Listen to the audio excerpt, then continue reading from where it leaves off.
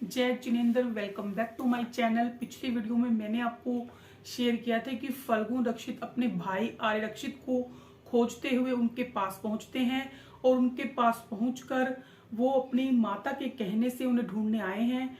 वो अपनी माता के कहने से आर्य रक्षित जो थे वो दृष्टिवाद का ज्ञान लेने आए थे और वो जब से घर वापस नहीं लौटे तो फल्गुन रक्षित उनके जो भाई हैं छोटे उन्हें खोजते हुए उनके पास पहुंचते हैं और उन्हें माता पिता का हाल बताते हुए कहते हैं कि दिन रात माता पिता का रो रो कर बुरा हाल है। तुम हमारे कुल के दीपक हो और तुम घर चलकर माता पिता के अतृप्त नयनों को अपने दर्शन देकर तृप्त कर दो। इस प्रकार से वो अपने भाई से बोलते हैं, लेकिन उनके भाई जो है आत्मा में अपनी आत्मा में रमन करने वाले आरक्षित बोले कि मेरे लिए अब संसार के सब संबंधों से मैं परे हूँ। ये सब संबंध मेरे लिए नश्वर हैं। तन धन यौवन ये सब मेरे लिए नश्वर है और तुम भी अगर सच्चा सुख चाहते हो, शाश्वत सुख को पाना चाहते हो तो संयम ग्रहण कर लो, संसार की नश्वरता को समझो। इस प्रकार से वे अपने भाई को उद्बोधन देता है। उद्बोधन जब देते हैं तो देते हुए फल्गुन रक्षित को भी का मन भी संसार से विरक्त हो जाता है, संसार से उचट जाता है और वो भी दीक्षा ग्रहण कर लेते हैं। लेकिन समय समय पर फल्गुन रक्षित आर्य रक्षित जी को कहते हैं कि जल्दी से तुम दशपुर चलो और वहां जाकर माता पिता के अतृप्त नयनों को संतुष्ट करो। तो अब आर्य रक्षित वज्रस्वामी जी से 10 पूर्वों का ज्ञान प्राप्त कर रहे थे। उन्हें 9.5 पूर्व तक ज्ञान प्राप्त हो गया था, 10वां पूर्व अभी शेष था। और उन्होंने गुरु जी से जब पूछा तो उन्होंने बताया आचार्य वज्रस्वामी जी ने कि अभी तो सिंधु में से तुमने बिंदु मात्र ही पढ़ा है, अभी तो काफी शेष है। तो उन्होंने हार मानकर 9.5 पूर्व ही पूर्ण कर पाए, 10वां पूर्व उन्होंने पूर्ण नहीं किया और बोले कि मुझे 10 पूर्व जाने की आज्ञा दीजिए। मुझे अपने माता पिता को दीक्षा के बाद एक बार मेरे दर्शन देने हैं। और आचार्य श्री ने समझाया कि धैर्य धारण करो, अभी और पढ़ो। लेकिन उनकी पढ़ने की जो सीमा थी वो समाप्त हो गई थी। और बाद में आचार्य वज्रस्वामी जी ने भी ध्यान योग से देखा तो उन्हें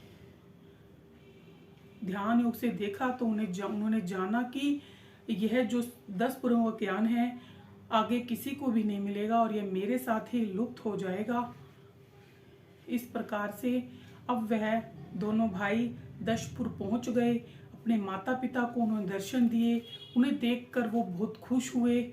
उनके माता पिता रुद्र सोमा और सोमदेव पुरोहित बहुत खुश हुए और खुश होकर उनके मन में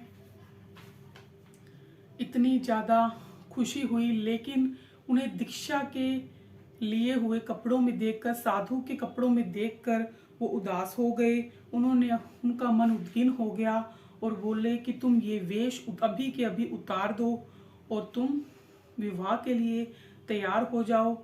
लेकिन आरक्षित जी ने और फल्गुन रक्षित जी दोनों भाइयों ने मना कर दिया और मोह के बंधनों से सर्वथा मुक्त उन मुनियों ने माता पिता दोनों को प्रतिबोध दिया। उन्हें भी उन्होंने ज्ञान दिया।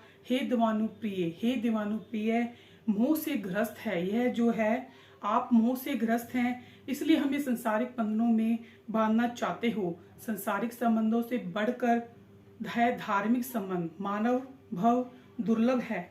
अतः आप भी संयम ग्रहण करके दीक्षा धारण करिए। बाद में उनके मम्मी पापा ने, उनके माता पिता ने भी दीक्षा ग्रहण की।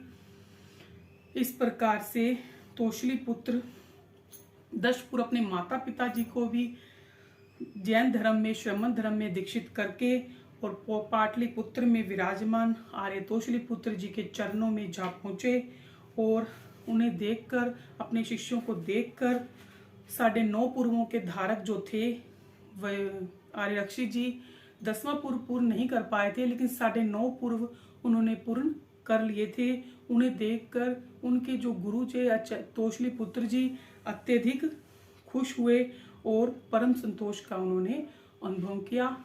इस प्रकार से उनके माता पिता की भी और उनके भाई की भी दीक्षा श्रमण धर्म में हो गई। जय जिनेंद्र। जय जिनेंद्र। वीडियो अच्छी लगी हो तो चैनल को लाइक करें, शेयर करें और सब्सक्राइब करें।